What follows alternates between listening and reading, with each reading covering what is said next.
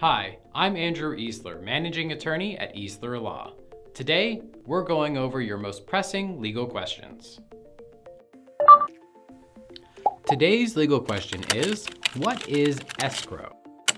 If two or more people agree on an exchange of valuable items, such as the purchase of a home or business, they may trust a third party to hold the items and funds to be exchanged until the date the transaction should be executed. This person is referred to as the escrow agent, and the funds that are held are considered funds in escrow.